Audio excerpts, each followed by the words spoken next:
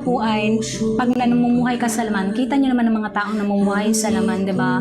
Walang ibang pinost kundi mga makamundong bagay, pagtutwerk, mga pagtutwerk, okay, mga ano yung mga kaldag-kaldag, ganyan yung makikita niyong bunga. So, yan ay mga pagnanasa ng laman. So, kita niyo naman, i-stalk niyo nga ako kung ako po ay from 3 years from now, nagagaganyan pa rin ako. Hindi na. Kasi meron ako ng takot sa Panginoon. So, ang taong namumuhay sa laman, ay makikilala mo sa laman. Pagkakawatak-watak, galit, kasakiman, karumihan, yun na yun. So, pag nakita mo yung taong yun na gano'n namumuhay, kaya nga nagagalit yung Panginoon. Kasi po bakit? May mga tao nga po, nasasabihin nila may Diyos sila, pero, tingnan mo ha, bibigyan ko kayong example. May Diyos. Okay, may Diyos. Nakakita ng mga kumekendeng-kendeng na babae sa TikTok. Nag-comment, delicious. Pag tinim sa bio, for God so loved the world. Diba? Dito ngayon, hindi maniniwala yung mga atheist, yung mga agnostic na may Diyos. Why? Kasi yung pamumuhay mo ay hindi nakikitaan. Walang bunga. Diba? At ang mga taong walang bunga ay ipuputulin ng Panginoon sa root, sa vine. Okay? So, dahil wala kang bunga, wala kang pagbabago, you will be cut off. John chapter 15, verse 1 to 5. So, dahil wala kang pagbabago, yun ay masama kasi. Magsasabi kang may Diyos ka, tapos nakakita ka ng kung ano-anong tao na nagsasayaw sa TikTok. Sasabi mo, wow, ang sarap-sarap. Diba? Ano mangyayari? Pag nakita ka ng mga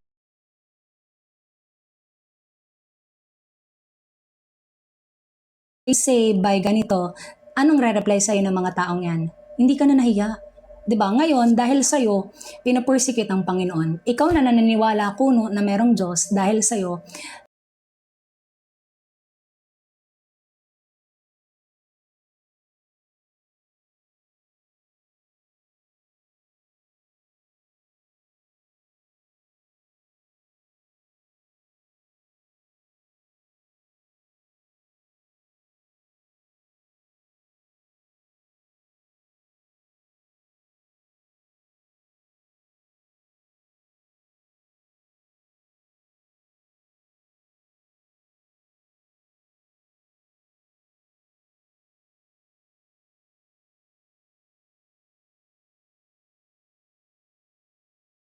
Panginoon. Okay? So, dahil sa'yo, ikaw na nagsasabing merong Panginoon pero walang bunga, pinersecute ang Panginoon dahil nakita sa gayong ginagawa. Walang pagbabago. Diba? So, yun na yun. Kailangan ng bunga, mga kapatid. Amen?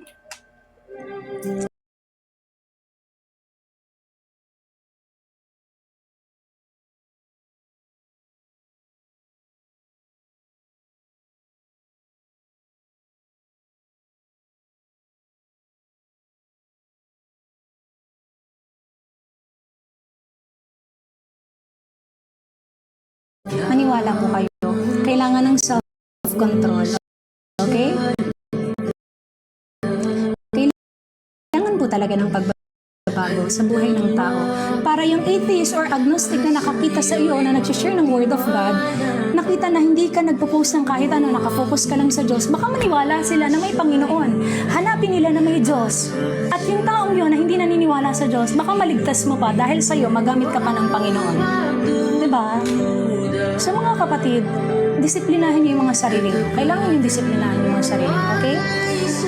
Why not KJV? Pwede naman pong KJV, kaso meron po kasi tayong matatanda na nanonood palagi.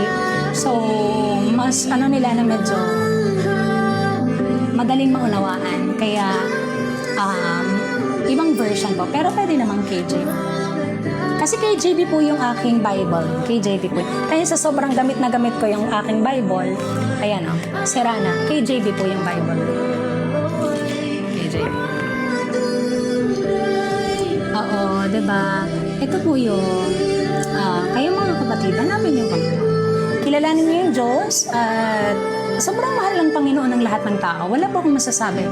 Pag sinabi pong sobrang mahal, talaga pong binigay niya nga yung buhay niya, diba? Ganun niya kamahal. Ano lang po yung kailangan ng tao? Kilalanin niyo siya. Pag sinabing kilalanin, ito ay pagpapakumbaba ng puso. Okay? Pag lumapit kayo sa Kanya, huwag double-minded. Ano po yun? Kaya lang kayo lalapit kasi gusto niyong mapatunayan na siya ay totoo. Huwag pong ganon. Pag lumapit kayo, kaya ka lumalapit kasi gusto mong magbago. Hindi mo kayang magbago sa sarili mo, lalapit ka ngayon sa Kanya. Okay? Makikilala mo siya, magpapakilala siya, at totoo po ang Panginoon. Mahal niya ang lahat ng tao. Huwag niyong tigasan ang puso niyo. Mahal niya po ang tao, mahal niya, sobra pa sa sobra. Okay? So, seek the kingdom of God and all His righteousness, at lahat ng kahilingan mo, and all of this will be added unto you. So, yun lang po yung kailangan ng tao. Hanapin, kilalanin, seek yung kingdom, yung kaharian ng Panginoon. Then kapag nagpakilala yung Diyos, mapapalaya ka ng Panginoon sa prisoner o kulungan ng mundong to.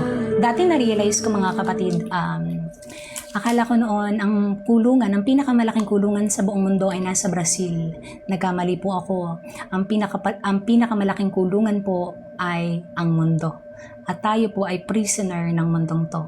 So kailangan nating makawala sa kulungan ng mundong to. Okay? At ang kailangan lang natin ay ang Panginoong Hesus. So, seek ye the kingdom of God first. Kasi tayo po ay prisoner ng mundong to. Kita nyo ang galaw ng tao, iisa. Okay? So, kailangan mong lumihis ng lakad. You need to separate yourself from the world. You are in the world, but you are not walking like the people of the world. Amen? So, separate. Lumihis ka ng lakad. Lumihis ka ng dinadaanan. Kasi kita mo ang dinadaanan ng tao. Okay? Ang daan patungo sa kaharian ng Diyos ay makipot. At kakaunti lamang ang makakahanap nito. Pero ang daan patungo sa destruction ay maluag. At kitang-kita nyo ang lahat ng tao diyan dumadaan sa maluag na daan. Okay? So, magpatuloy tayo, mga kapatid. Next song tayo bago tayo magpatuloy sa ating... Hello, Ma'am Prima. Magandang gabi po. Ma'am Primi, magandang gabi po. My work is easy because I use ClickUp. Here's how I keep track of all... Wait lang po, ha.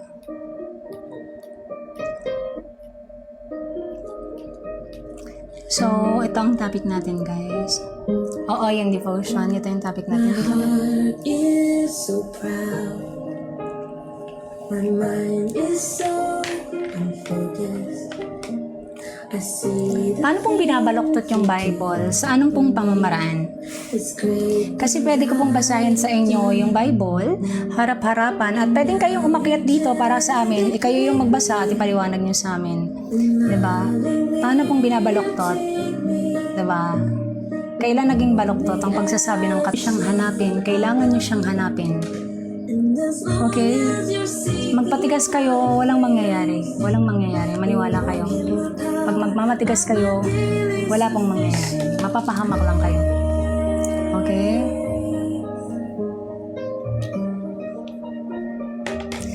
Kung gumagawa po ako ng tama, pero relationship ko ay girl to girl, kasalanan po rin yun. That is part of homosexuality. Yan ay passion, okay? Kahit po, guys, wala pong makakaligta. Mga kapatid, wala pong tama sa atin. Wala pong mabuti sa atin. Sinabi na po yan ng Panginoong Hesus. No one is good, only God. So, kahit pag gumawa ka ng tama sa iyong pamamaraan, pero wala kang pananampalataya sa Panginoong Hesukristo sa kanyang, paano ka ba magkakameron ng pananampalataya? Pakikinig sa buong salita ng Panginoon. Romans chapter 10, verse 17.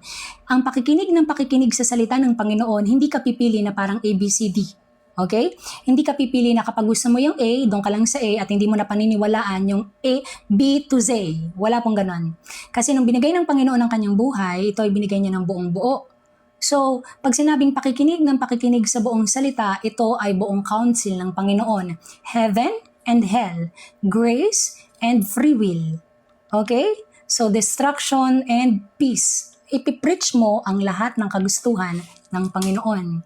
So now, kung ang kukuhanin mo lang ay kagustuhan mo at hindi ang kagustuhan ng Diyos, wala pong mababago doon. Ngayon, sinasabi nyo na gumagawa ng mabuti pero relationship sa kapwa, passion mo yan, desire mo yan. So kaya nga kailangan mong pakinggan ang kalooban ng Diyos para mabago yung passion mo, mabago yung desire mo, maalis mo sa sarili mo yung pagnanasa ng iyong laman para mag-focus ka sa kaloob ng Diyos. Sinabi ng Panginoong Hesukristo, ang siya lamang gumagawa sa kaloob ng Panginoon ang siyang makakapasok sa karyaan ng Diyos. Okay, so mga kapatid, ito po ay araw-araw namin ginagawa.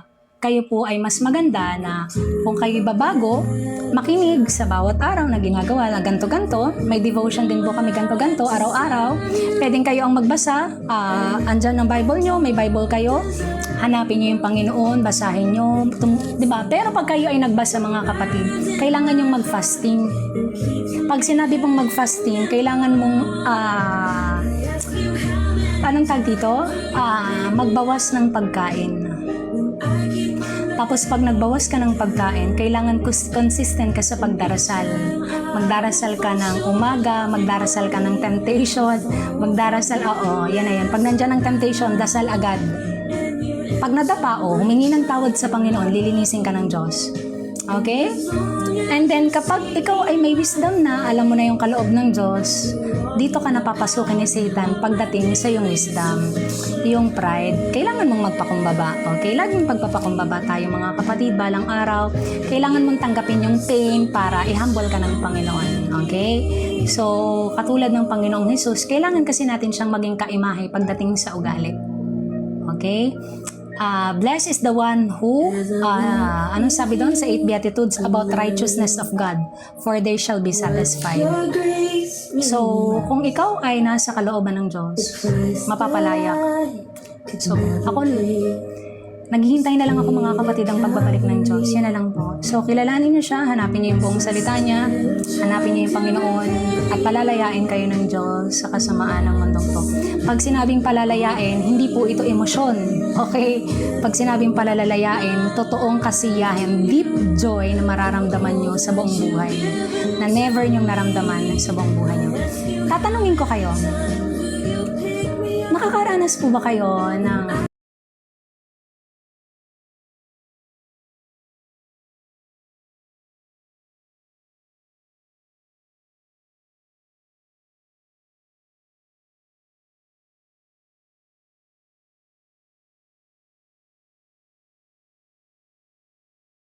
sino po yung ang daming problema ngayon? Like, wala, maya't maya ang problema nyo, ganito, ganyan, ganito. Wala nang iba kundi problema. Diba? Ito na yun. Sinabi ng Panginoon na,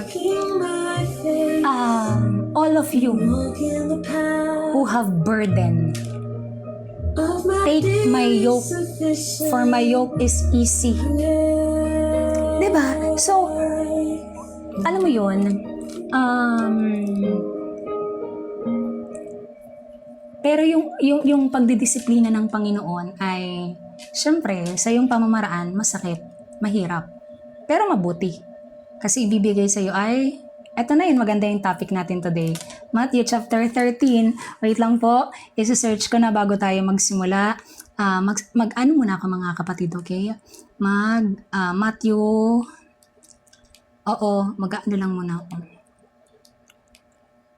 13, ERV po yung aking gagamitin, okay? Tapos, Tagalog. So, ito na yun, pag napakinggan nyo. Guys, hindi yung pag napakinggan, kasi may mga tao po kasi, na yan ang nga katulad ni Satan, after mapakinggan,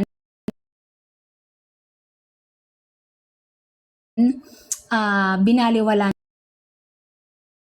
nila. So, dahil binaliwala nila, nalaglag yung punla. So, dahil nalaglag yung punla, andyan si Satanas para kuhanin, i-devour. So, wala ka talagang maiintindihan. So, maganda yung topic natin today. So, mga kapatid, bago tayo mag-start, magdasal muna tayo.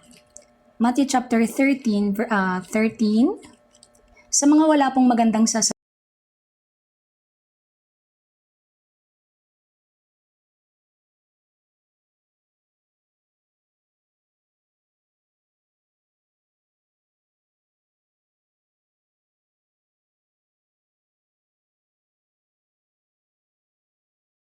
sarili nyo ng matinding paghahatol ng Panginoon. Kung kayo po ay makakasakit ng ng ibang tao, kung meron kayong kagustuhan na sa inyo, pwede na lang kayong lumabas at wag nang magsalita ng masama sa kapwa nyo, okay? Kung ayaw nyo pong makinig, o ayaw katulad ni Ruth, 'di ba?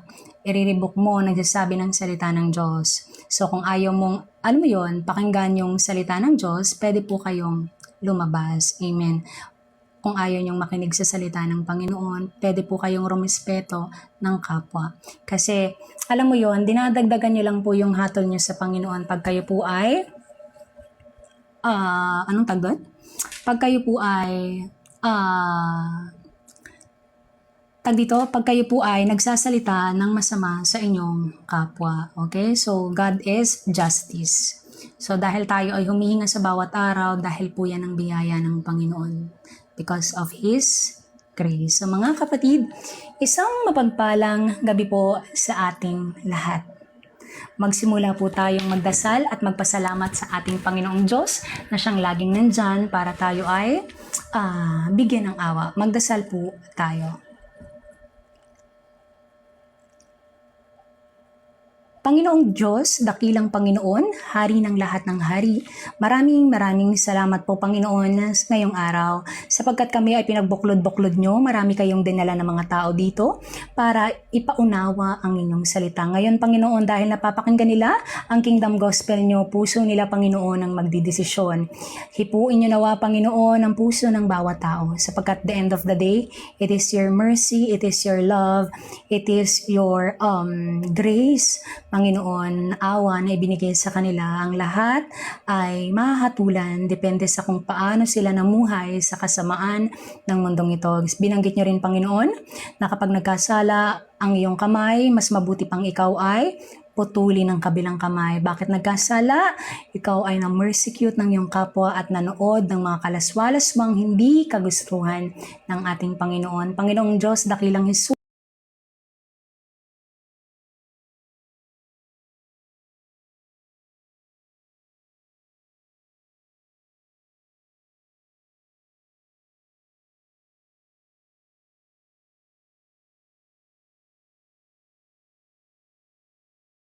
nilang ginagawa. Sa kung ano yung nangyari noon, Panginoon, ay siyang nauulit lamang ngayon.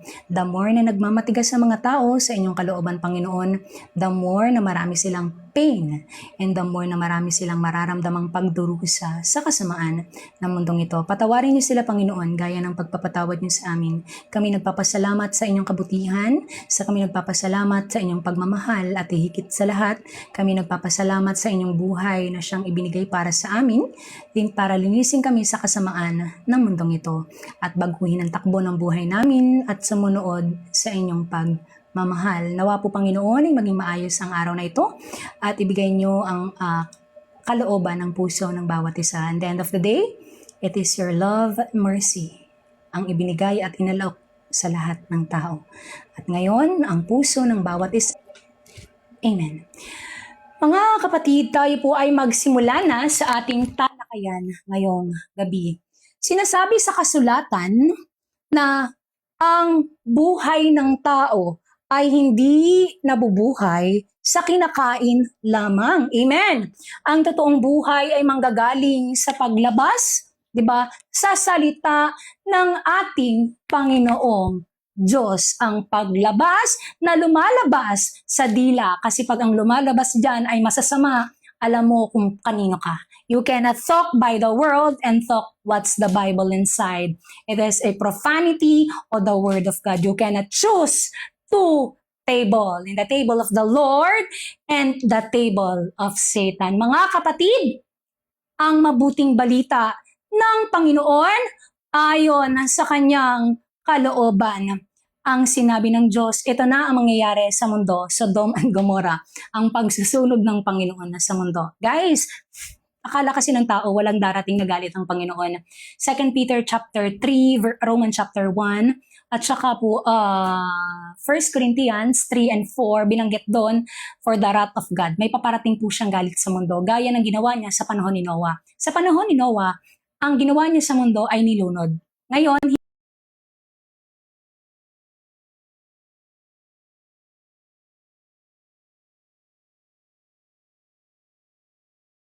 nangako po siya na hindi niya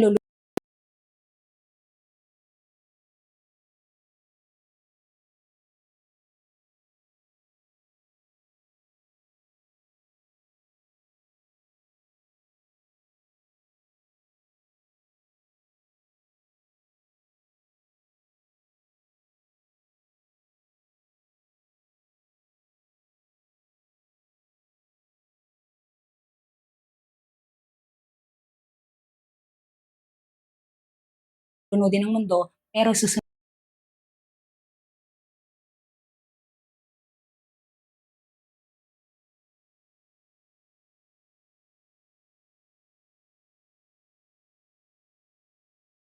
niya. Because God is fire, consuming fire. Okay? Siya po ay apoy.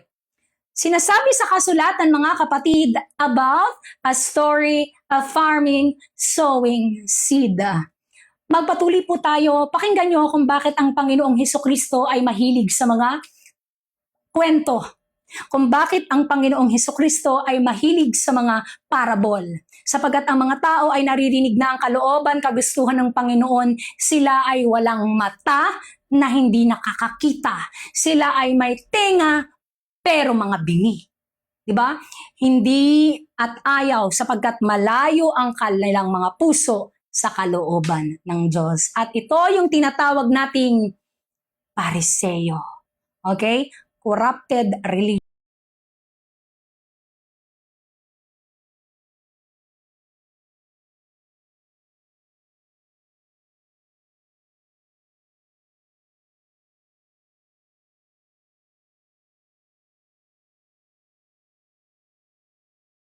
Diyos people. Magpatuloy po tayo, mga kapatid. Matthew chapter 13 verse 1 to 10. Kaya po mabigat kasi nga po worldly kayo, kami hindi. 'Di ba? The light, 'di ba? Yung aura ng yung kadiliman ng mundo cannot be, 'di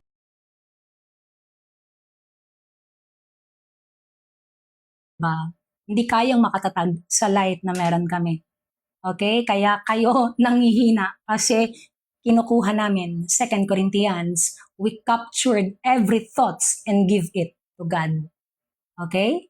Binabasa kayo ngayon ng Panginoon. Magpatuloy po tayo. That the same Jesus, dear brothers and sisters, went out of the house and sat by the lake. Verse 2, a large crowd gathered around him, so he got into boat and sat down.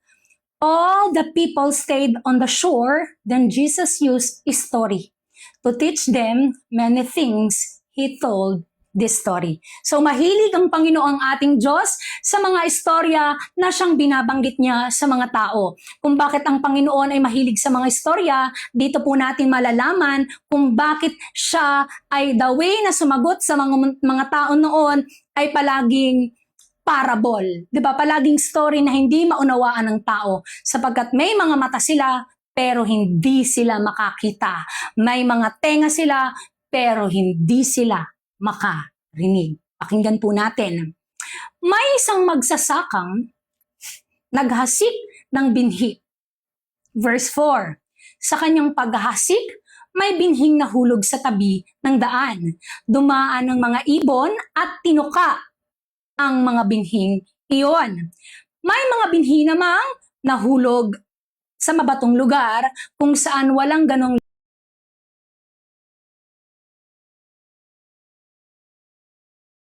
luks.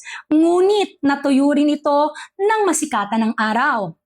At dahil hindi malalim ang ugat, namatay ito. Pakikinggan natin kung bakit ganito magbigay ng istorya ang Panginoon at kung paano at sino ang hinahalin tulad ng Diyos.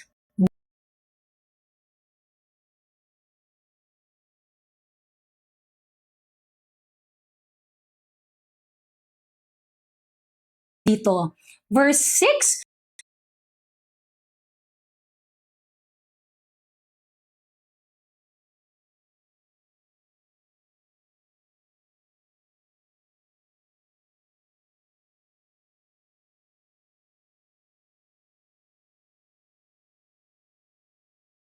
ngunit natuyo rin ito at sikatan ng araw. Verse 7, may mga binhi namang nahulog sa lupa, may matitinik na damo. Lumago ang mga damo at natakpan ang mga tumubong binhi. Verse 8, ang iba na may nahulog sa mabuting lupa, lumago, namunga. Ang iba na may napakarami ng bunga, ang iba'y mararami, ang iba na may katamtaman lang, kayong mga nakakakinig, dapat yung itong pag-isipan. Let them be hear what they hear, what the Spirit say to the churches. Sino po ang may tenga sa inyo? Makinig. Sino po ang may mata na nakakakita? Tumingin. Verse 10. Ang layunin ng mga talinhaga. Kung bakit nagsasalita ang Panginoon ng mga ganitong istorya. The followers came to Jesus and asked, "Why do you use these stories to teach people?" Rabbi, bakit kailangan mong gumamit ng iba't ibang istorya para sabihin sa amin ang mga ganitong katalinhagang salita, Panginoon? Hindi namin yan maintindihan. The Lord Jesus answered, only you can know the secret truths about God's kingdom. Those other people cannot know this secret truth. Ano pong sabi? God's kingdom. Bago ako magsimula, ano yung pinapahiwatig at sinasabi ko sa mga tao? God's kingdom. Kingdom of God. Not tradition. Not pulpits. It is a God's kingdom. Those other people cannot know this secret truths. Yung mga taong nagtuturong yan, hindi talaga nila alam kung ano ang sikreto ng kaharian ng Panginoon.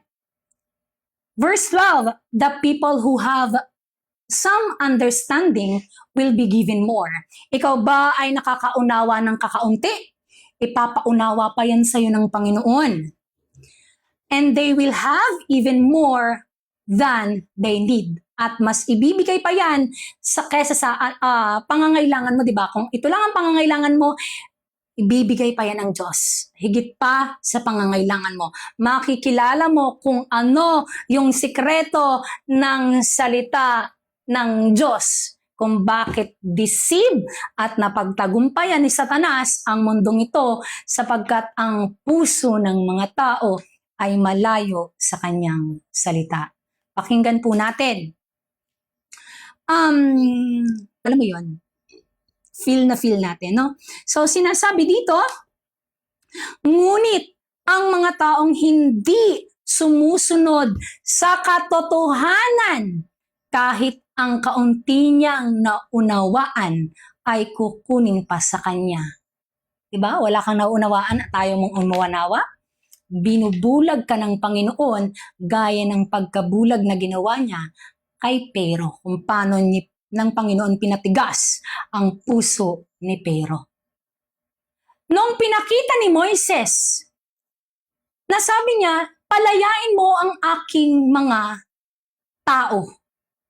Sabi ng Panginoon, hindi nakinig si Pero. Ngayon, binalaan ni Moises, ipinakita niya yung plagues o salot na gagawin niya sa panahon ng Egyptian. Ginawa niyang dugo ang lahat ng sapa o tubig na pinanggagalingan ng kanilang doon nanggagaling mga pagkain nila, mga isda.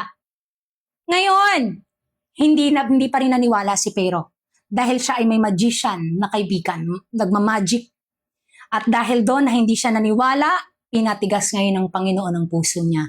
Gaya ng pagpapatigas ngayon ng Panginoon sa mga puso ng mga tao na ayaw makinig sa kanyang kasulatan. Ang layo ng context, Sir Busog, pwede mo bang i-explain sa amin? Pwedeng ikaw yung mag-up, tapos kami yung makikinig? About context, babasahin mo sa amin ng buo, ipapaunawa mo sa amin ng buo, ikaw yung magpaunawa, basahin mo sa amin, kami ang makikinig. Pwede mo bang gawin sa amin yun? Kung malayo yung konteksto, pwede mo bang basahin sa amin, kami ang makikinig, ikaw ang magturo. Basahin mo talata sa talata, taas sa taas, baba sa baba, tapusin mo, ipaunawa mo sa amin. Your time is right now. Go.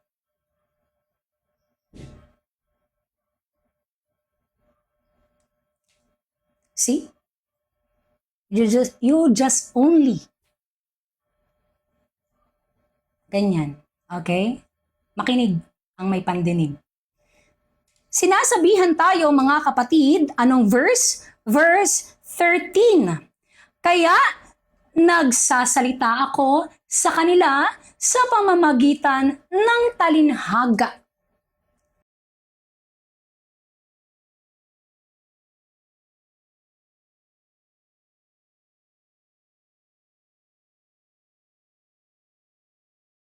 Tumitingin sila pero hindi nakakakita.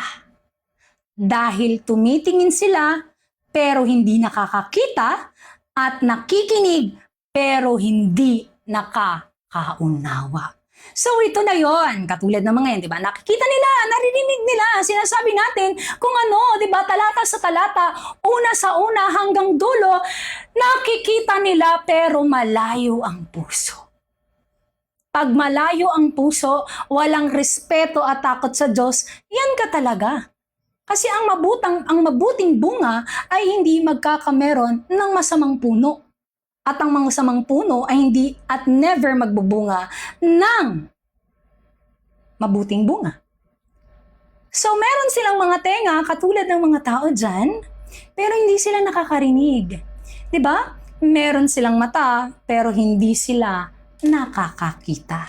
So sinasabihan tayo mga kapatid, sa kanila natupad ang sinabi ni Isaias noon. Makinig man kayo ng makinig, hindi kayo makakaunawa. Ito ay mga modern parasi. Tumingin man kayo ng tumingin, hindi kayo makakakita. Dahil matigas ang puso ng mga taong ito, tinakpan nila ang kanilang mga tainga at ipinikit ang kanilang mga mata, at dahil baka makakita sila at makarinig at maunawaan nila kung ano ang tama. At magbabalik loob lang sila sa akin, maunawaan nila kung ano ang tama. At magbalik loob sila sa akin, pagagalingin ko sila. Amen? Kahit pa anong pakinig nila, walang magbabago. Alam mo yung para silang yung sa exam, yung parang sila yung pinakakulelat. Okay? Sila yung pinakakulelat sa lahat ng kulelat. Ito na yon, yung parang laging nagmamagaling, pero pagdating ng exam, kulelat. Okay? Yung laging akala mo'y bida-bida. Sino yung may mga kaibigang bida-bida? Iyan na yon. Kahit may mata sila ay bulag. Bulag sila espiritual, wala silang makita. May mga tenga pero bingi. Kaya sinabi ng Panginoon, do not give to the holy. Sa mga aso, wag mong ibibigay sa aso ang banal.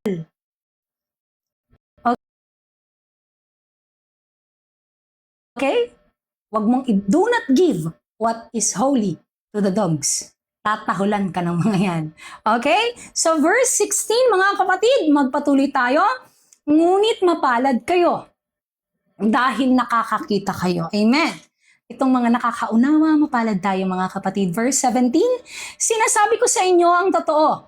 Maraming propeta at matutuwid na tao noon ang naghahangad na makakita at makarinig at nakakakita at naririnig nyo ngayon, pero hindi ito nangyari sa kanilang panahon.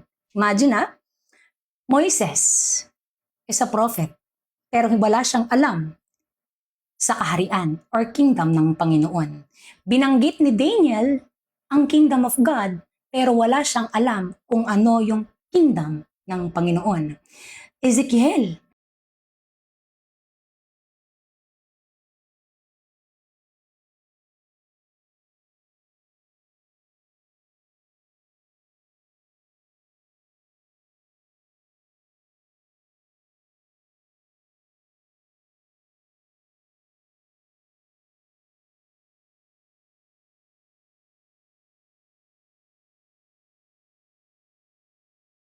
propeta, Zachariah, Hosea, di ba? Maraming propeta. Isa pa dito, ang pinakamatalinong propeta noong Old Testament, Solomon. Pero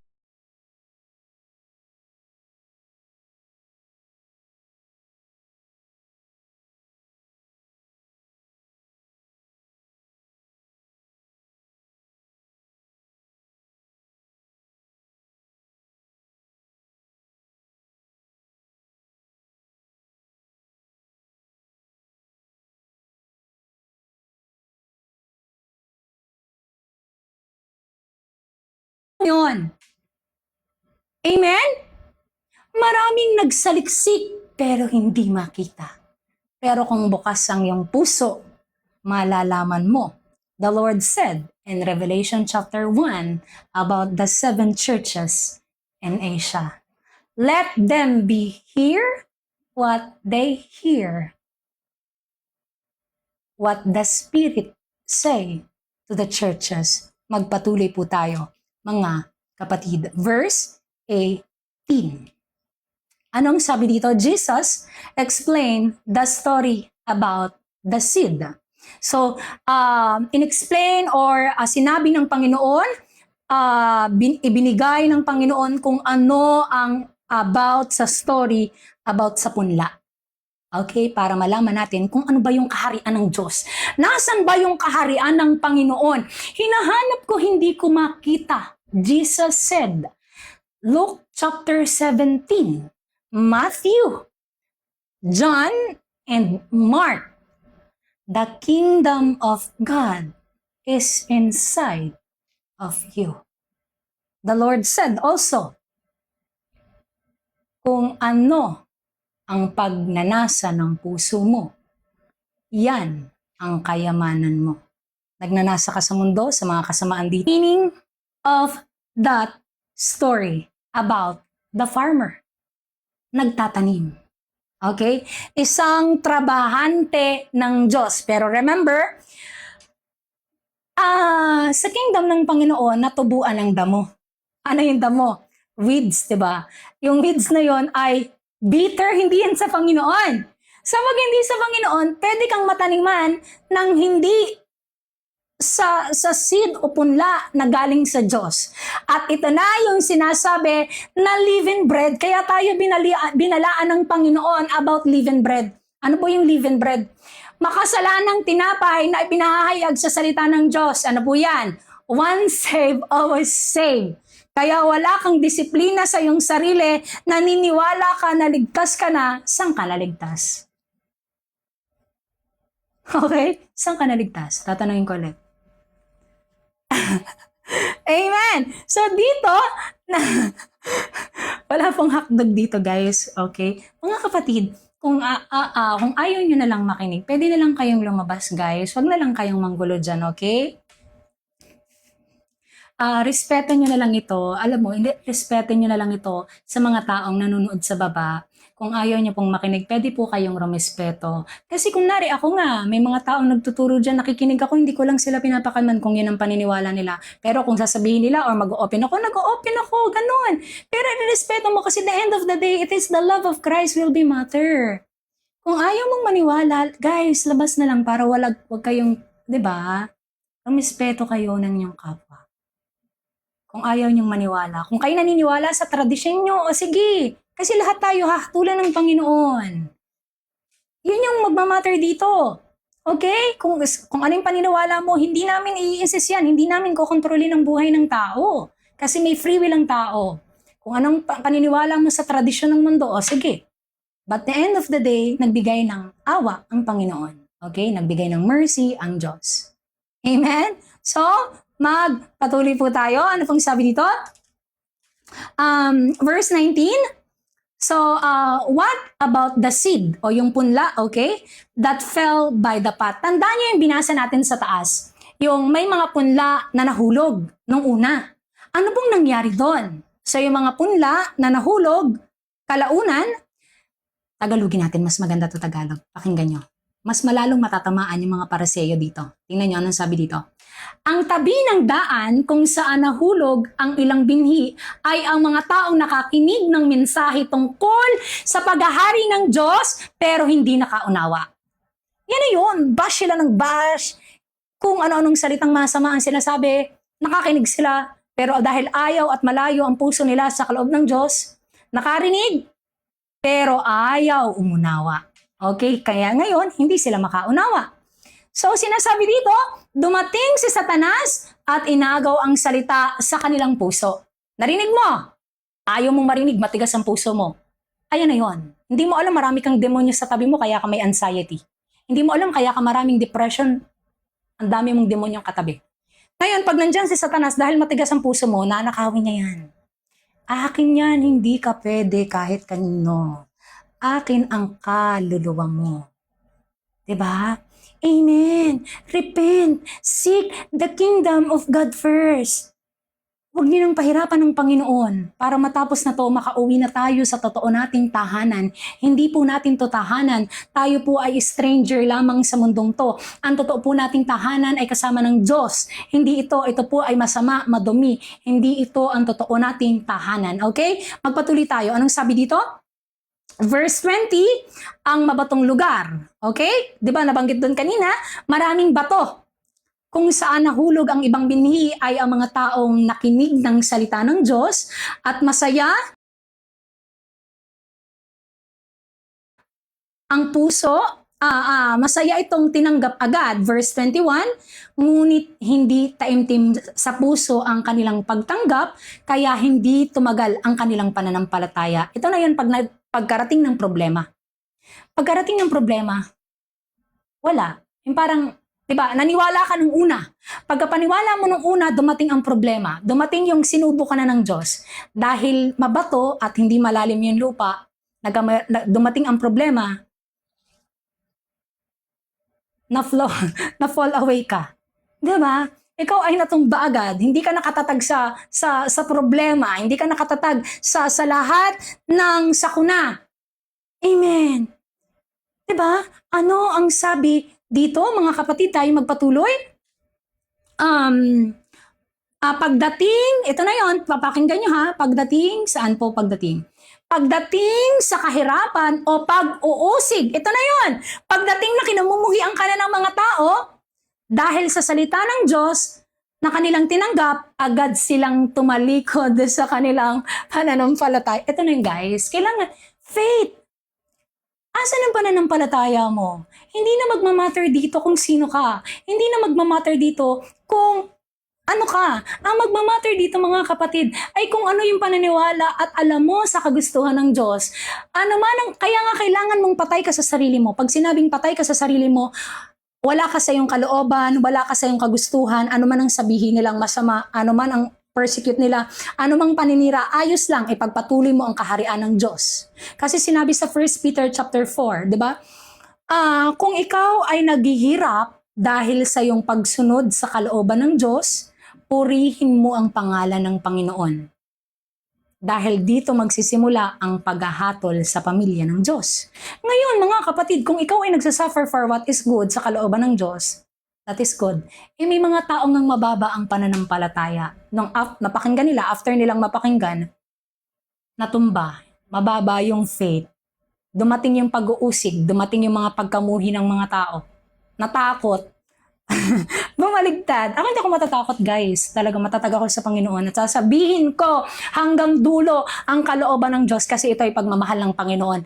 Hindi na magmamatter sa akin kung ano ang sabihin sa akin ng tao kasi nga siya nga perfect na tao, perfect na Diyos nga, perfect na binigay ang buhay sa mga tao. Siya ay crucify. Ako pa kaya na makasalanang tao na binigyan ng pagbabagong buhay? Na hindi ako perfect sa mga, di ba? So, kung hindi kung ang Diyos kung perfect ay crucify at kinamuhian ng mundo, ano pa ako?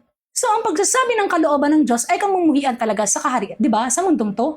Kasi ang mundong to ay hindi natanggap ng katotohanan. Only salita lang ng Diyos. Okay? So, magpatuloy tayo. Ano sabi dito? Pagdating sa kahirapan o pag-uusig, tumalikod ang kanilang mga pananampalataya. So, yun yung mga mabato. Okay, yung mga mababatong pananampalataya after nilang ma-receive yung seed, the word of God, tumalikod. So verse 22, magpatuloy tayo mga kapatid. The truth will set you free. Amen po. Ang lupang may matitinik na damo. 'Di ba? Kung saan nahulog ang ibang binhi ay ang mga taong nakinig ng salita ng Diyos. Ngunit dahil sa mga alalahanin dito sa mundo at sa paghahangad yumaman, nakalimutan nila ang salita ng Diyos, kaya hindi namunga ang salita sa buhay nila. Yung mga may binhi na anong sabi? Nahulog saan? Sa madamo na matinik. Pumunta ka sa parang. Di ba ang parang? May mga part dyan sa parang na madamo na matinik. Doon inihahalin tulad ng Panginoon. Ang mga taong nakarinig, di ba, ng salita ng Diyos, after makarinig ng salita ng Diyos, dahil naghahangad silang yumaman sa mundong to, iniisip nila yung pagpapayaman. Hindi, gusto kong yumaman eh. So, anong sabi doon? Hindi ngayon namunga ang salita ng Diyos sa mga puso nila para makatanggi sila sa kasamaan ng mundo. So, ito po yung nangyayari ngayon. May mga taong nakarinig, gaya ng napakaraming tao sa iba't ibang parte ng mundo. Pero after nilang marinig yon, dahil nga may tinik, okay, gusto nilang magpayaman. Naghahangad sila sa mundong ito. So, dahil doon, hindi namunga yung binhi. Walang problema, kapatid, kung mayaman ka ngayon dahil lang pamilya mo, tapos nalalaman mo to, okay na yan. Ngayon, sumunod ka na sa kaloob ng Diyos, huwag ka nang magpayaman pa. Kung meron ka na ngayon, binayayaan ka na ng Diyos ngayon, goods na yan. Okay na yan, mag-focus ka na sa Panginoon. Pero kung ang gagawin mo, gusto mo siyang kilalanin, magpapayaman ka na magpapayaman, walang mangyayari. Anong sabi dito? Hindi mamumunga ang kaharian ng Diyos sa iyong puso. Okay? Kasi you cannot serve two masters. The root of all kinds of evil in this world is the love of money. What is the root? What is the root? Goods yung walang problema sa money. Pero dahil ang root ng kasamaan sa mundo ay ang pagmamahal. Yes, the love. 'Di ba? Kaya ngayon, ang nalaman ko sa buong buhay ko mga kapatid, na ang isa sa mahalagang worship sa Panginoon o pagpapupuri sa Diyos ay hindi yung laging pagkanta. Okay? Madali na yan eh. Sing can be fake eh. Ang alam mo yun, na-realize ko sa buong buhay ko na pamula nung nakilala ko yung kaharian, ang mabuting balita ng Panginoon, ang isa sa pinakagagawing worship ng tao sa buhay nila is contentment. The way you give to the Lord. Because God promised, He will not forsake you, nor leave you. Hindi ka pababayaan ng Diyos. Makontento ka. True worship to the Lord is contentment. Yan po yung na-realize ko. Dati katulad niyo ako. Katulad niyo ako na sakim, katulad niyo ako na nagpapayaman. Pero nung meron ako ng respeto, takot sa Panginoon, na-realize ko na walang mahalaga pala sa mundong to. Kasi ang lahat ng yan nakikita natin, madaling masira. 'Di ba? Cellphone, mahuglog yan sa sahig, mabitawan mo, wasak, sira. Sasakyan, pag dumating ang lindol, pag dumating ang baha, sira. Lahat ng nakikita ng ating mga mata ay hindi eternal. Pero ang hindi natin nakikita ay panghabang buhay at hindi po nag-e-exist ang oras doon. So sinasabi sa atin ni Paul, sa kasulatan ng kagustuhan ng Panginoon, focus to the unseen, not to the seen world. So ngayon lalakad tayo, walk by faith, not by sight. Lumalakad ka ng totoong may pananampalataya, hindi sa kasamaan ng mundong ito, kundi sa Diyos na ating piniplease lamang. Okay? Do you still sin po? Yes, nagkakasala tayo nang hindi rin pa rin natin alam. Actually, ako nagkakasala talaga ako. Okay? Madadapa ako sa kasalanan sa kasamaang mundong to. Pagsasalita. Okay? Motives. Thoughts. Okay? Isa sa mga akala ng tao na ang sin ay ginagawa lang ng laman. Colossians chapter 3, binanggit doon na ang dirty mind ay pag-iisip ng masama, pagkakasala. So thoughts, nagkakasala tayo sa thoughts mga kapatid. Kaya kailangang itama ang inyong isipan. Okay, sa salita ng Panginoon. 1 Thessalonians, First, 2 Peter chapter 2 verse, ano ba yun, 23? 1 Peter chapter 2 verse 23, 22 to 23. The baptism that you receive is to cleanse your conscience. Ask God to cleanse your conscience and your heart. Kailangan pong linisin ang isipan ng tao, ang puso ng tao sa salita ng Diyos. Kailangan mong marinig ang buong pagmamahal, buong kalooban, buong salita ng Panginoon. So, ang pagtatama sa iyong konsensya. Kaya nga sinabi ni John the Baptizer, but the one who comes after me. So, hindi po matatapos ang baptism sa pisikal. Okay? Matatapos ang baptism saan? Espiritual. Kailangang linisin ang iyong konsensya. Kailangang linisin ang iyong puso. Kaya sinabi ni John the Baptizer, I baptize you by water, but the one who comes after me, he will baptize you by the Spirit and fire. The Ghost, Holy Ghost, and fire. This is, ito na yon, paglilinis sa iyong konsensya, paglilinis sa iyong puso, paglilinis.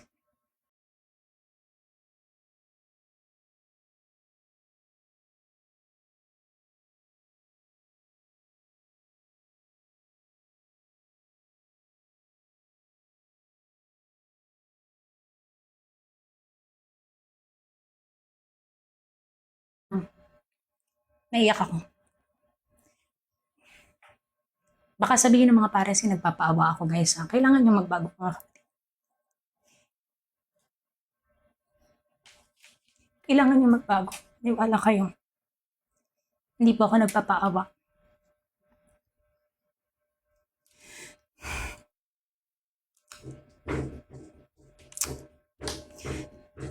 Awa po yung binibigay sa atin ng Diyos. Maniwala kayo. Awa po yung binibigay sa atin ng Panginoon.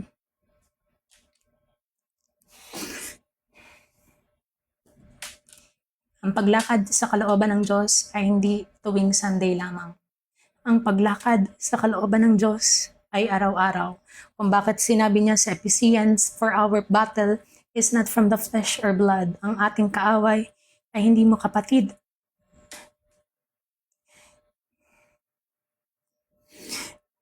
Ang ating kaaway ay hindi natin nakikita mga kapatid. Hindi po ako nagpapaawa. Baka sabihin nagpapaawa ako. Okay.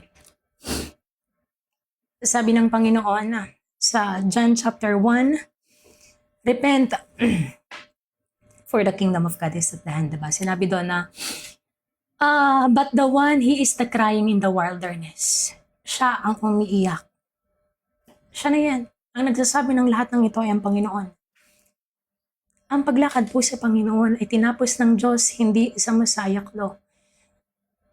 Tinapos niya po yan saan? Sa pagmamahal. At ang paglakad natin ay araw-araw. Hindi hinihiling ng Panginoon na sa bawat isa na maging banal na banal kayo na hindi kayo nagkakasala. Ang hinihiling ng Panginoon ay maging katulad ka ng puso niya, genuine. How can you say you love God na hindi mo nakikita? Tapos kamumuhian mo yung kapatid mong nakikita. Paano mo sasabihin na mahal mo ang Diyos na hindi mo nakikita? Tapos kamumuhian mo yung taong nakikita mo. Amen. Ang pagse-celebrate sa birthday ng Panginoon ay hindi mamahaling bagay. Masarap na pagkain. Ang tunay na pagse-celebrate sa Panginoon ay pagbibigay kumot sa mga taong wala. Genuine love po. Ibigay niyo ang puso niyo.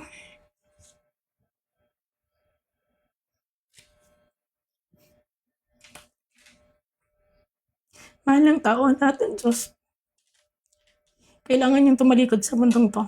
You need to deny yourself. Sa masamang mundong to, kailangan niyong umalis sa masamang mundong to. Kailangan niyong umalis ang isipan at ang puso sa masamang mundo to. Iligtas niya yung buhay niyo, maniwala kayo. Hell is real. Hell is real. Iligtas niya ang buhay niyo. Tumanggi kayo sa masamang mundong to. So, magpatuloy tayo mga kapatid. Ang talinhaga tungkol sa damo na triguhan. Okay? Matthew 24. Wait lang ko. Kailangan akong tissue.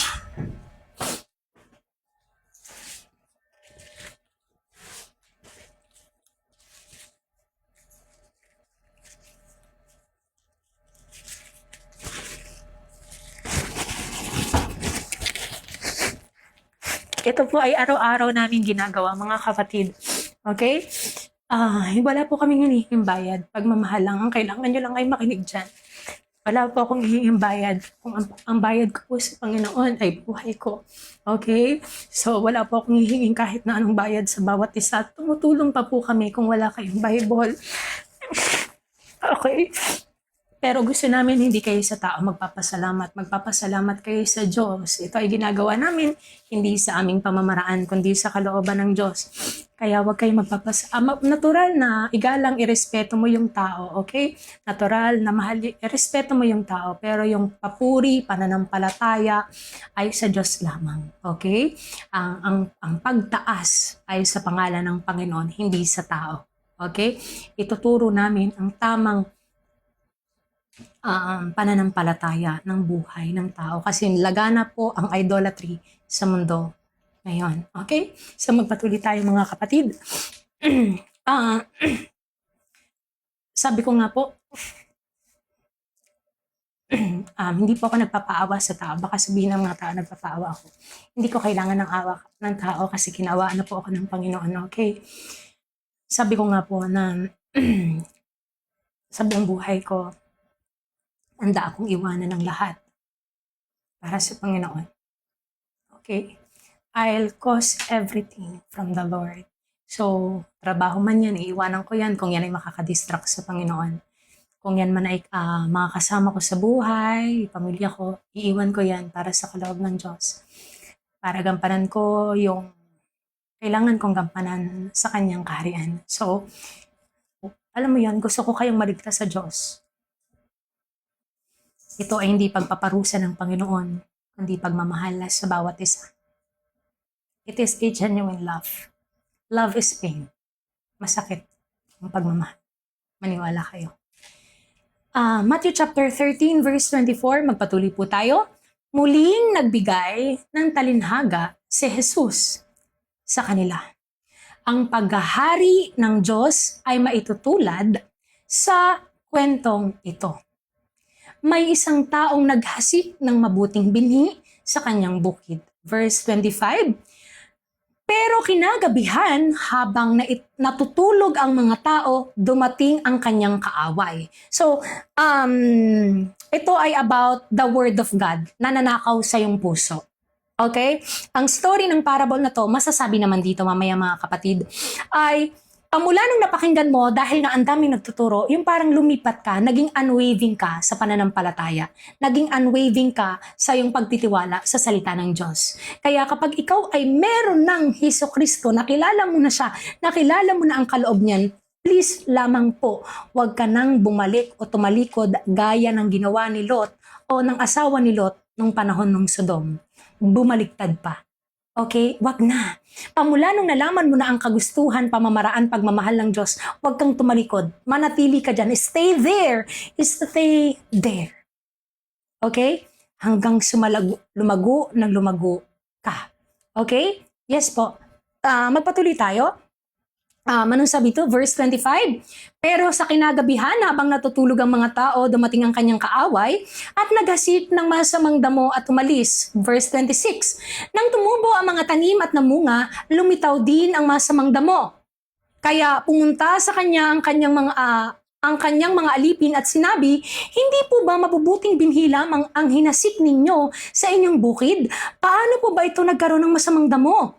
Verse 28, sinabi ng may-ari, isang kaaway ang may kagagawa nito. Tinanong siya ng mga utusan, gusto po ba na ninyong bunutin namin ang masamang damong ito?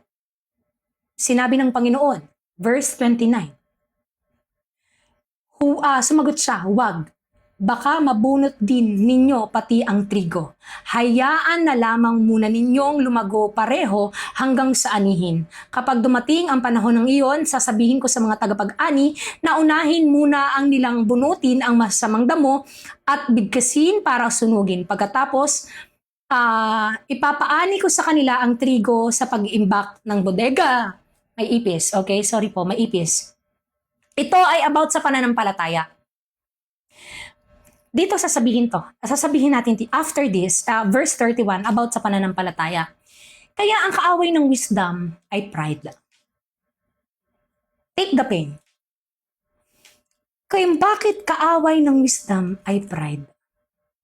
Kapag hinahambol tayo ng Panginoon, mga kapatid, ginagamit lagi ng Panginoon ang kasakitan. Pain. Why? God used pain to build your character and your behavior. Kapag tinanggap mo yung pain sa pamamaraan ng gusto ng Panginoon, ihahumble ka ng Diyos. Ngayon, dahil nga sa laganap ang kasamaan ng mundong to, sinabihan tayo dito ng Panginoon, wag mong bunutin, hayaan mong lumago pareho.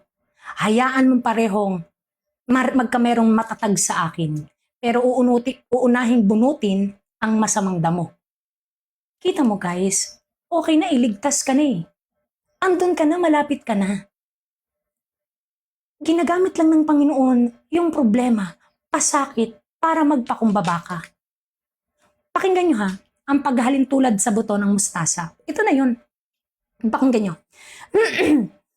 Verse 21, ikwinento pa sa kanila ni Jesus ang paghalin tulad na ito. Ang kaharian ng Diyos ay katulad ng isang buto ng mustasa na itananim ng isang tao sa kanyang bukid. Verse 32, ito ang pinakamaliit sa lahat ng buto. Ngunit kapag tumubo at lumaki na, nagiging mas mataas ito kaysa sa ibang mga halamang gulay na parang punong kahoy, ang taas at pinupugaran ng mga ibang ibon ang mga sanga nito. Amen. Alam niyo yung mustasa? Sino pong nakakaalam ng mustasa? Nahaba ito, di ba? Nahaba. Pero yung butong yun, yung pinakalaman, yun yung nasa tuktok. Amen? Siya ang itinanim. Pero kapag yun ay tumubo, yan ang nasa tuktok. Ngayon sinasabihan tayo, kaya kung bakit inihalin tulad ang Panginoon ang pananampalataya ng tao sa isang mustard seed. Sa isa pong namula ako. Sa isang mustard seed. Kasi pag meron kang pagtitiwala sa kalooban ng Diyos, walang makakaagaw niyan. Kapag ikaw ay nahambol ng Panginoon sa kanyang salita, walang makakaagaw niyan. Lalago ka. At marami kang maliligtas pa na pwede kang gamitin ng Panginoon na sa kanyang kaharian. Sinasabi sa kasulatan, mga kapatid, verse 33, ang paghahalin tulad sa pampaalsa. Dito naman tayo sa English, okay? Then Jesus told them another story. God's kingdom is like yeast that woman mixes into a bowl of flour to make bread. The yeast makes all the rice. Sino ang nakakaalam ng harina? Diba? Ang harina ay ginagawang tinapay. At bago mo siya i-oven, kailangan mo munang paalsahin. Diba? Bago mo siya i-oven, kailangan mong paalsahin. So, sinasabihan tayo dito, verse 34, Jesus used a story to tell all these things to the people. He always used a story to teach them. This was to make clear the full meaning of what the prophet said. I will speak using stories. I will tell the things that have been secret since the world was made. Kita nyo? Ngayon nare-reveal sa atin kung ano ang istoryang yun. Mapalad ang ating henerasyon sapagkat sinasabi sa atin kung ano ba ang talata, ano ba ang story na sinasabi sa atin ng Panginoong Diyos. Pamula nung bumalik o dumating ang Panginoon 2,000 years ago sa mundong ito, siya ay nagsasalita ng isang parable. Puro istorya ang lumalabas sa kanyang dila. Ngayon, sinasabi na kung ano ang sikreto sa atin ng Panginoon. Sinasabi na sa atin ng Diyos kung ano ang istorya na ito. Pakinggan natin. Verse 36. Matthew 13, verse 36. Jesus explained a hard story. Then Jesus left the people and went into the house. His followers came to him and said, "Explain to us the meaning of the story about the weeds in the field." Ipaliwanag mo sa amin, Rabbi. Ipaliwanag mo sa amin, Panginoon, kung ano bang istorya ng about sa kingdom, about sa damo, about sa punla, about sa ibon. Ano ang lahat ng ito, Panginoon? Ibigay mo sa amin. Ito na yan. Ang kasagutan ay nasa salita ng Diyos. Verse 37.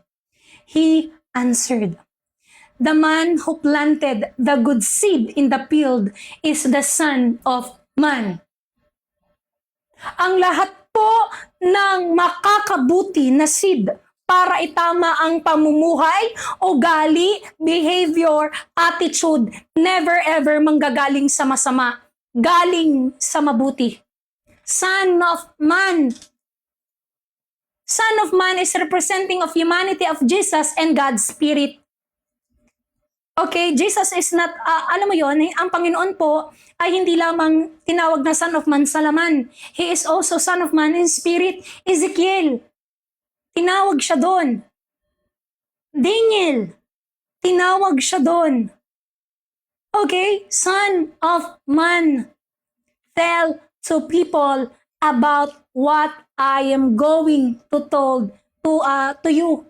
Teach them kung ano ang sinabi ko sa'yo, sabihin mo sa kanila. So now, the Lord is telling to us, yung nagtanim na yan ay na makakabuti para sa buhay, sa punla sa iyong puso, para baguhin ka, ay galing sa Diyos mismo. Kailan pa po naging masama ang pagbabago? Kailan pa naging masama ang kabutihan? Kailan pa naging masama ang kalooban ng Diyos? Amen? So the good seed planted in the field is because of the Lord. Revelation 17. Mga kapatid, ito hindi usapang parable nga to eh. Kasi ito po ay hindi about sa yaman sa mundo ha, na nung nakakita ka ng ganito, ay bibili ka ng lupa, yung ganun. Walang problema kung may lupa na kayo. Walang problema kung meron na kayo. Okay? Basta makontento ka na dyan. Huwag ka nang maghahangad pa ng gusto mo pa. May isang ka ng sasakyan, gusto mo pa dalawa. Yung ganun. Yung may isa ka ng sasakyan, gusto mo pang gawin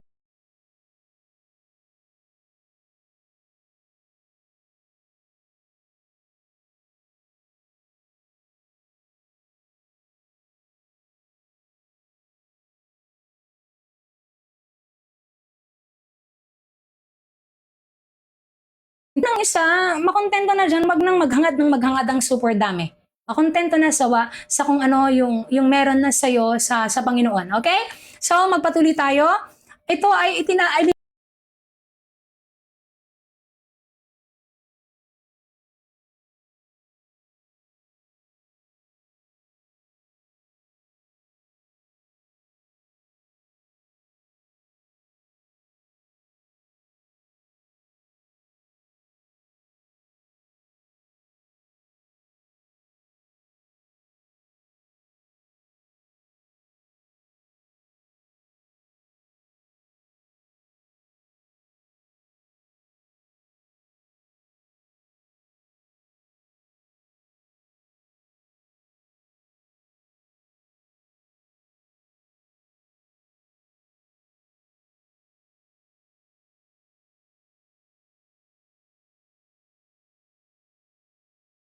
halin tulad ng Panginoon sa kaharian niya.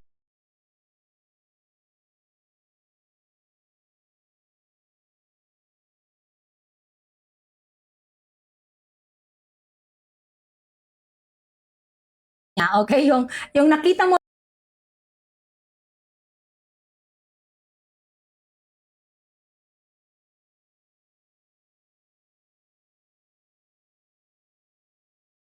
yung kaharian ng Diyos, yung kingdom. The kingdom of God is inside of you. Tandaan nyo yan. This is two kingdom. The kingdom of heaven, okay? Ibinaba niya ng Panginoong Hesus from 2,000 years. The kingdom of heaven, ibinaba niya. At tinawag itong kingdom of God. Okay? So, ang kingdom ng heaven ay nasa heaven. Ang kingdom of God is inside of you. Luke chapter 17. Nasa Matthew rin yan. Ito ay two kingdom, but only one lang to. So, ang kingdom ng Panginoon ay spiritual, hindi nakikita. Kasi ito ay nasa iyong isipan at kaloob ng iyong puso, okay? Ang gumagalaw dyan ay ang Panginoon. Amen! So, magpatuloy tayo. Verse 45. Ang paghalintulad sa perlas, mga kapatid, ang kaharian ng Diyos ay katulad din nito. May isang negosyante na naghahanap ng magandang perlas. Nang makatagpo siya ng mamahaling perlas, ay pinagbili niya ang lahat ng kanyang ari-arian at binili ang perlas na ito. So ito po ay about, alam mo yon, kingdom pa rin mga kapatid, pero ito ay about sa kahalagahan ng, alam mo yon, salita at bawat titik sa salita ng Panginoon. Ito ay kahalagahan sa kalooban ng Diyos. Ang kingdom ng Panginoon ay parang merchant. Diba, pamula nung nalaman mo yung buong kagustuhan ng Diyos, itong kwintas, kunwari, ito po hindi totoo. Kunwari, itong kwintas na to ay tunay. Itong kwintas, kunwari lang po ha, kunwari, itong hikaw na to ay tunay, ginto ito. Nalaman ko yung kalooban ng Diyos. Hindi na mahalaga to sa akin. Hindi ko ipagpapalit ito. Yung ganon, yes, meron ka niyan, pero hindi na to nagmamatter sa akin ngayon. Limpak-limpak yung ginto ko, pero ang pinaka-merchant, ang perlas na pinakamahalaga sa akin, ay salita ng Panginoon. Yan po yung sinasabi sa atin about a pearl, ang totoong kayamanan. Okay? So, magpatuloy tayo. Verse 47, a story about fishing net. Also, God's kingdom like a net that was put into the lake. The net caught many different kinds of fish. Verse 48, it was full of the fishermen pulled into the shore. They sat down and pulled the good fish and basket. Then they throw away the bad fish. It will be the same and the end of time. Ito na yon. Sineseparate na tayo, guys. Sir John, isang mapagpalang gabi po. Sineseparate na tayo, hindi niyo pa alam. In a spiritual realm, sineseparate na tayo. Okay? Kapatid, mag-focus ka sa Diyos, then gawin mo yung after niyan. Panginoon muna, bago yan. Okay? Walang problema sa kung ano yung ginagawa mo. Focus muna sa Panginoon. Okay? Nagtatrabaho ka, dapat may Diyos ka muna. Diyos muna, then saka trabaho. Para hindi nagiging idolatry yung ginagawa mo. Okay? Kasi laganap ang idolatry ngayon, mga kapatid. Hindi nyo alam, sineseparate na tayo ng Panginoon dito pa lang. Sineseparate niya na yung goat na ayaw sa kanyang kalooban at sheep na nasa kanyang kalooban. Okay? Fishermen pulled into the shore. Verse 48, they sat down and pulled the good fish in basket. Then they throw away the bad fish. It will be the same at the end of time. The angels will come and separate the evil people from the godly people. They will throw the evil people into the place of fire. The place will cry and grind their teeth with pain. Ngayon palang sineseparate na tayo. So wag niyo nang tigasan ang puso nyo. Guys, kalma. Mag-focus sa kaloob ng Diyos. Bago simula ng araw, magdasal. Bago simula ng araw, sabihin lagi, Panginoon, kalooban mo, hindi ko kalooban. It is always be your will be done, not mine. Kung may pain ang cup na to, Panginoon, I will take this pain to humble me always, Lord. Okay? This day is not my day, Lord. It is always be you. So ngayon, dahil alam ni Satan ang mga anak ng Panginoon in spiritual realm, alam niya yan, kilala niya ang anak niya in spiritual realm, anong gagawin ni Satan? Ipoprovoke ka niya sa mga taong malayo ang puso. Nasa trabaho ka. Gagalitin niya ang manager mo para puksain ka. Ngayon, kalma. Control. Okay? Kasi ang laban natin ay spiritual at hindi tao.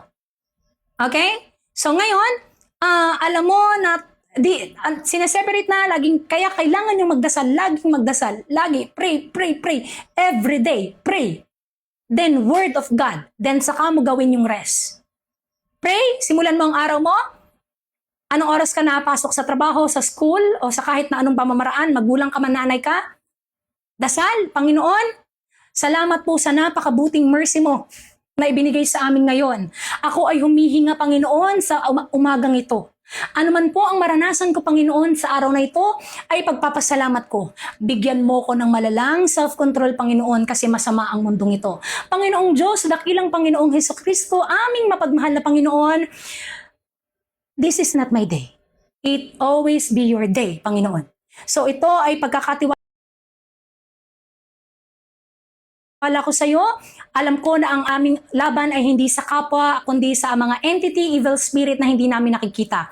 Ginagamit ng Panginoon ng mga taong to, so bigyan niyo ako ng mahabang pasensya. Control. Ngayon, nakikinig ang Panginoon. Okay? Nakikinig ang Diyos.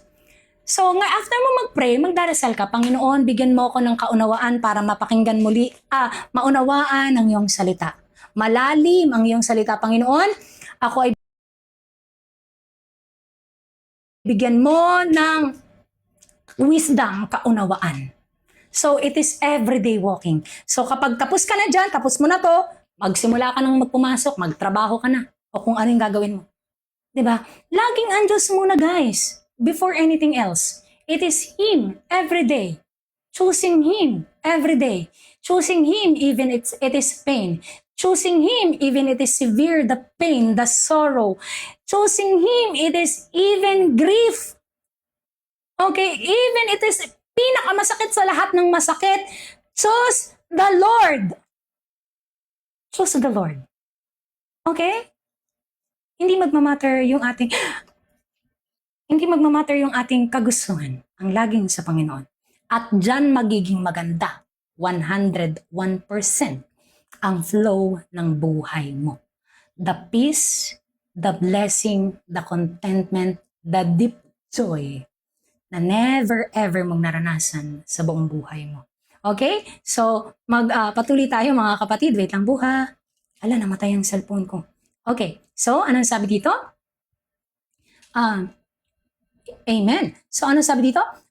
Then said, anong verse na tayo guys? Evil people, verse 51, then Jesus asked his followers, do you understand all these things? Naiintindihan niyo ba to? They said, yes, we understand. Verse 52, then Jesus said to the followers, so every teacher of the law who was learned about God's kingdom has some new things to teach.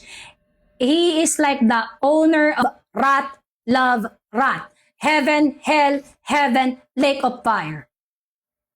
Mercy, free will, mercy, free will. Hindi love, love, love. Kita nyo?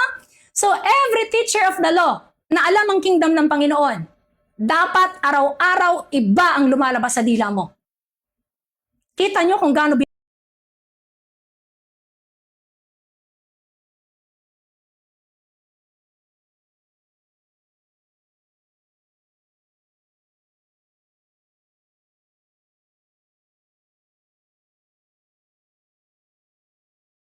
binabatasan ng Panginoon pero hindi binabatasan ng tao ang turo.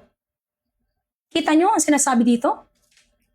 Every new things to teach. Mercy, free will.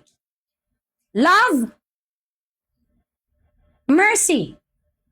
Hell, heaven, lake of fire. Okay, everyday new teaching. And Jesus said, mga kapatid, verse 53, Jesus goes to his hometown. When Jesus finished teaching with these stories, he left there. He went to the town where he grew up. He taught to the people in the synagogue. Tinuro niya ha, pakinggan nyo, tatagalugin natin. Tinuro niya. Tingnan nyo ha.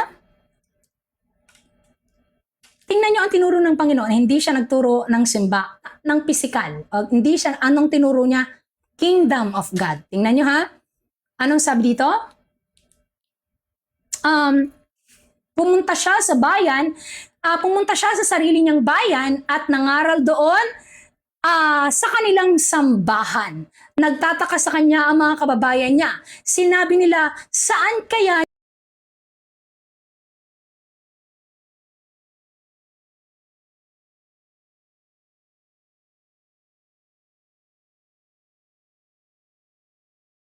karunungang iyan, saang at kapangyarihang gumawa ng himala. Verse 55. Hindi ba't anak siya ng karpintero? Hindi ba't si Maria ang kanyang ina at mga kapatid niya ay sina Santiago, Jose, Simon at Judas? Verse 56. Ano po ang sabi dito? Hindi ba't ang lahat ng kapatid niyang babae ay dito rin nakatira sa atin? Verse 57. At hindi siya pinaniwalaan. Kita niyo ha? Kung ako'y magnangaw-ngaw dito, akala niyo ba lahat ng tao ay maniniwala? Now, ang hinahanap lang ng Panginoon ay lost sheep. So, ang lost sheep ay nasa puso. Kilala ng Panginoon sa puso at isip. Okay, so kahit po ako'y magnangaw dito, alam kong hindi ako lahat paniniwalaan ng tao. Ang hinahanap lang po namin ay lost sheep. But the end of the day, napakinggan nila. So, sila ay makakahatol, yung mga taong ayaw sa kaloob ng Panginoon, mahahatulan sila. Okay, sinasabi sa kasulatan, at hindi siya pinaniwalaan. Kaya sinabi ni Jesus sa kanila, ang isang propeta ay ginagalang kahit saan, maliban sa sarili niyang bayan at pamilya. So ang propeta po ng Panginoon, ang propeta ay hindi pastor. Ang propeta ay hindi evangelize. Magkakaiba po yan. Okay? Prophet is not a pastor. Prophet is not a content creator. Kasi sinasabi sa atin, ang propeta ng Panginoon ay hindi mahal ng pamilya niya. Okay? So hindi rin siya maliban sa sarili niyang bayan at pamilya. Kaya hindi gumawa si Jesus ng maraming himala roon dahil sa kawalan nila ng pananampalataya sa Kanya. This generation have no faith. Tingnan niyo ang mga tao. Ang katawan po ng tao ay nag-generate ng kusa kapag may sakit. Hindi mo kailangan mag-dialysis pagbagsak ang bato mo. Kailangan mong magdasal at manampalataya. Faith, Matthew chapter 17, verse 21. Kung meron kang pananampalataya sa Panginoon na isang butil ng mustard seed. Isang butil ng mustard seed. Anong sabi ng Diyos? Ang lahat walang sinabi ang Panginoong Hesus na gagaling ang tao sa gamot. Bigyan niyo ako ng talata sa talata na sinabi ng Panginoong Hesus na ang tao ay gagaling sa gamot. Wala. Faith. Sinabi ng Panginoon, this is the faithless, Matthew 17, verse 21. No? Bago tayo sa verse 17, verse 18 to 21. This is the faithless, walang pananampalatayang mga tao, and twisted, at twinis nila ang salita ng Diyos. This is the faithless and twisted generation. Walang pananampalataya, and because of that, they will suffer. Mga nanay, tatay, tito, tita, ate, kuya, maraming salamat po. Pagpalain nawa ng Panginoon ang mga buhay niyo at patatagin ng Diyos sa bawat araw. Anumang sakuna, problema, pagsubok ang dumating, magtiwala kayo sa Panginoon. Hindi ito magmamatter sa iyo. Ito ay magmamatter sa Kanya. Mawalan ka ng nanay, praise the Lord. Pinatatatag ka niya. Mawalan ka ng tatay, praise the Lord. Pinatatatag ka niya. Hindi, ang buhay ng iyong nanay ay hindi sa iyo. Yan ay galing sa Diyos. Pasasalamatan mo ang Panginoon kasi pinatikim niya sa iyo ang pagmamahal ng isang nanay o tatay o kung sino man sa buhay mo. It always be done by Him, not yours. Maraming salamat po. Have faith. Okay? Mawalan ka ng isang kamay, praise the Lord. Mawalan ka ng isang mata, praise the Lord. Maputulan ka ng isang paa, praise the Lord. For tongue has a power from death to life. Maraming salamat po. Isang mapagpalang gabi po sa ating lahat. Dito po muli matatapos ang ating talakayan sa gabing ito. So bukas mga kapatid, anong oras tayo nag-start? Sa 8, 9, 10. Okay, tama lang. So maraming salamat po. So bukas po ay makakapag-live tayo mga kapatid. So bukas, see you po tomorrow at may devotion din po, 4 p.m. mga kapatid. At pasalamatan palagi ang Diyos na dakila sapagkat siya ay laging pantay humahatol siya ng tama. So kung ibinibigay ng Panginoon sa iyo na ikaw ay tama, Praise the Lord. Kung ayaw mo, nasa sayo yan. Balang araw, haharap ako sa Panginoon na walang takot at handang humarap ng, alam mo yun, walang tinatago sa Panginoon. Alam niya lahat ng galawan ng tao, public man o pribado. Maraming salamat po. Magpatuloy tayo bago tayo maghiwa-hiwalay. Let's start to pray. Magdasal po tayo, mga kapatid. Panginoon, maraming salamat po sa araw na ito na pinagkaloob niyo sa amin.